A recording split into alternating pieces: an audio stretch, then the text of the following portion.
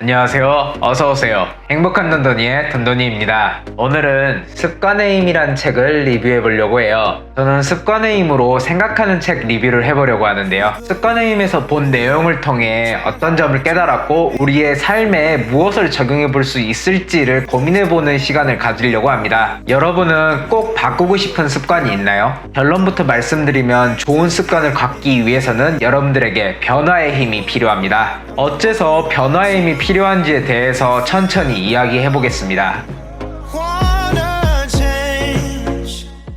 우선 책 내용을 살펴보면서 이야기하죠. 우리는 살아가면서 수많은 결정을 내리고 있잖아요. 하지만 우리는 대부분 그러한 결정을 인지하지 못하고 있습니다. 아니 무슨 소리냐, 내가 결정을 내리는 것을 정확하게 알고 있다 라고 생각하시는 분은 아직 습관의 힘에 대해서 모르고 있으신 분입니다. 예를 한번 들어볼게요. 아침에 알람 소리에 눈을 뜨는 순간, 그리고 알람을 끄려고 침대 밖으로 일어나는 순간, 침실에서 나와서 문을 손으로 닫는 순간까지 전부 다 여러분들은 결정을 내린 겁니다. 바로 일어나야지 라는 결정을 내렸고, 그리고 문을 오른손으로 닫아야지 라는 결정을 내린 거예요. 하지만 대부분의 사람은 이러한 결정을 인지하지 못하고 삽니다.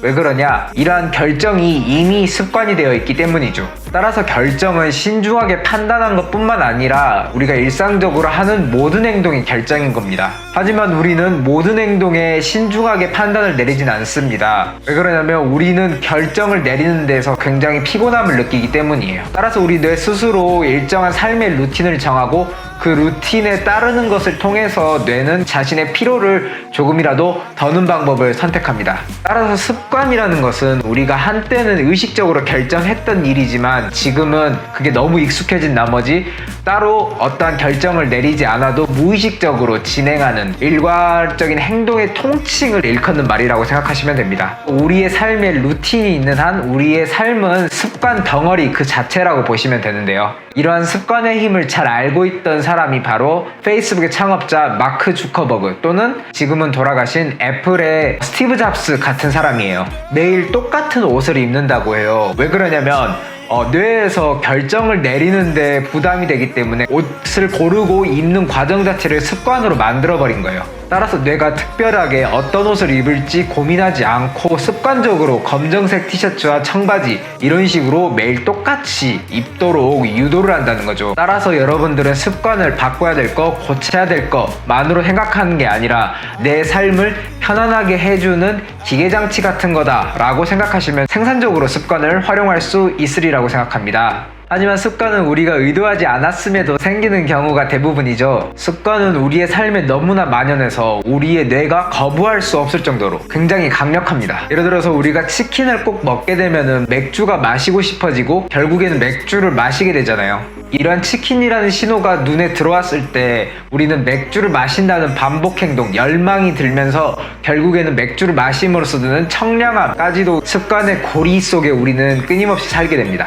우리의 삶을 변화시키고 싶다면 습관이라는 강력한 도구를 활용해서 우리의 삶의 곳곳에 습관을 배치하는 방식으로 변화시킬 수 있습니다. 그렇다면 좋은 습관을 우리의 생활 속에 채우려면 어떻게 해야 될까요? 바로 습관의 3가지 구성 요소를 알면 가능하다고 합니다. 습관은 신호, 반복 행동, 보상, 이렇게 3가지 단계로 이루어져 있습니다. 그리고 이 3가지 단계 중에 하나라도 바꾸면 우리는 습관을 바꿀 수 있다고 합니다.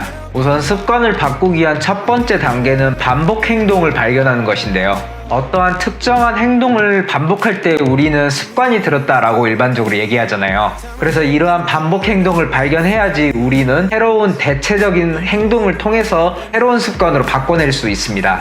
이 반복 행동을 통해 우리는 어떤 보상을 얻고 싶어 하는지를 알아내야 합니다. 바로 우리의 본능 속에 숨어있는 보상에 대한 열망을 파악하는 것이죠. 어떤 보상에 대한 열망이 우리에게 습관을 일으키는지를 파악하기 위해서는 결국 다양한 보상으로 실험을 해봐야 됩니다. 따라서 이게 하루 이틀 일로 해결될 게 아니에요. 아까 예를 들었던 치킨 얘기를 다시 해볼게요. 자, 치킨을 먹기 시작했는데 갑자기 맥주가 땡기는 거예요. 이럴 때 맥주를 마셔서 어떤 보상을 얻고 싶어 하는지를 적어보는 거죠. 예를 들어서 치킨이 느끼하니까 청량함이 필요해서 그렇다. 취한 그 알딸딸한 상태가 좋아서 그렇다. 다양한 보상들이 있을 거 아니에요. 사람마다 보상에 대한 열망은 다르기 때문에 각자 알아서 이거는 조사해 봐야 되는 부분입니다. 저의 경우에는 치킨을 먹을 때 맥주를 마시고 싶어 하는 이유는 그 청량감을 위해서인데요.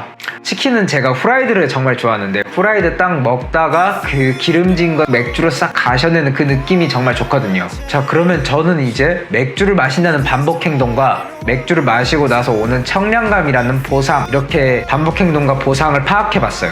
이제 남은 문제는 습관의 신호를 찾아내는 건데요. 거의 모든 습관의 신호는 장소, 시간, 감정 상태, 다른 사람 또는 직전의 행동 중 하나에 속한다고 합니다. 저 같은 경우에 습관의 신호는 직전 행동인 치킨을 먹었다 일 수도 있고요. 또는 기름진 거를 싫어하는 그 상태일 수도 있고요. 제가 알아낸 바로는 저는 약간 너무 기름진 상태를 좋아하지 않더라고요. 따라서 저는 제 감정 상태 때문에 치킨을 먹으면 맥주를 찾게 되는 거죠. 이제 저는 습관을 형성하는 신호와 보상 그리고 반복 행동이 무엇인지를 알았어요. 자, 그렇다면 저는 이제 제 행동을 변화시킬 수 있는 전제 조건은 다 갖춘 겁니다. 이때 필요한 것이 바로 계획인데요. 따라서 치킨을 먹을 때 맥주를 안 마시기 위한 계획을 세우게 됐습니다. 스프라이트를 대신 마시게 됐고요. 새로운 반복 행위를 도입함으로써 기존의 습관을 극복할 수 있었습니다.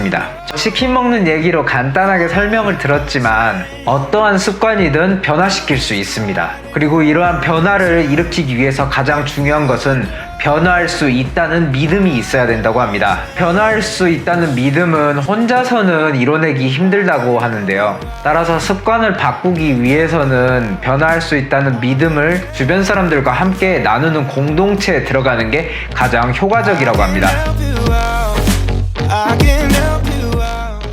방금까지가 책 요약이었고요. 습관의 힘을 읽으면서 크게 세 가지를 깨달았는데요. 우선 첫 번째로 나에게 좋은 습관이 있는지를 찾아보게 되는 계기가 되었습니다. 저는 퍼센트 플래너라는 플래너를 통해서 시간을 관리하는 습관이 있는데요. 이러한 습관을 바탕으로 제가 어떠한 목표를 달성했고 얼마만큼 목표를 달성했는지를 수치화하고 있어요. 이게 습관이 되다 보니까 플래너를 기록하지 않을 때도 내가 지금 몇 시간 동안 무엇을 했는지를 끊임없이 인지하고 기억하려고 하더라고요. 결과적으로 저는 어떠한 목표가 있으면 그 목표를 달성하기 위해서 시간을 얼마나 투자해야 될지 가늠이 되고, 결과적으로 또 목표를 하나 달성하게 되면 굉장히 거기서 열의를 얻거든요. 습관의 힘에서 말하는 습관의 신호, 반복 행동, 그리고 습관의 보상, 이런 것들이 이미 잘 갖춰진 플래너 작성하기라는 좋은 습관이 있다는 것을 깨달았습니다. 두 번째 깨달은 거는 습관을 바꾸기 위해서는 내가 어떤 행동을 바꾸는 것만 하는 게 아니라 그 행동을 통해 오는 보상까지도 바꿔보는 실험이 필요하다는 걸 깨닫게 되었어요. 저는 이 책을 읽고 나서 아침마다 조깅을 해봐야 되겠다라는 결심을 하게 됐거든요. 그런데 일주일에 한 번 할까 말까 한 정도로 안 했습니다. 그러면 사실상 습관이 형성이 안 된 거잖아요. 저는 습관을 행동만 고려했지 보상을 고려하지 않고 있었던 것 같아요. 그래서 이 책을 다시 정리해보면서 보상이 있어야 되는구나 라는 걸 깨닫게 되었고, 제가 아침마다 조깅하는 것을 인스타에 인증을 하기 시작하면서 사람들이 좋아요를 눌러주는 게 저에게 보상이 되더라고요. 지금은 일주일에 3번 정도는 조깅을 갈 수 있을 정도로 어느 정도 습관으로 자리 잡혀가고 있는 것 같습니다. 따라서 습관을 형성하기 위해서는 보상까지도 고려해야 된다. 그리고 마지막 세 번째는 습관을 형성하는 가장 효과적인 방법은 모임에 들어가는 것이라는 겁니다. 솔직히 습관을 바꾸려고 혼자 낑낑댄 적은 많았어도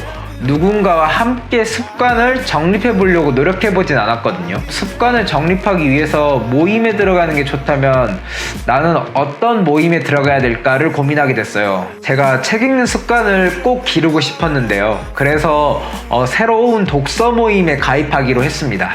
강제적으로 또는 주기적으로 책을 읽을 수 있게 해서 저에게 독서하는 습관이 생길 수 있도록 해보려고 합니다. 자, 그렇다면 이렇게 습관의 힘을 읽고 나서 우리의 삶에 어떻게 적용해 볼 수 있을까요?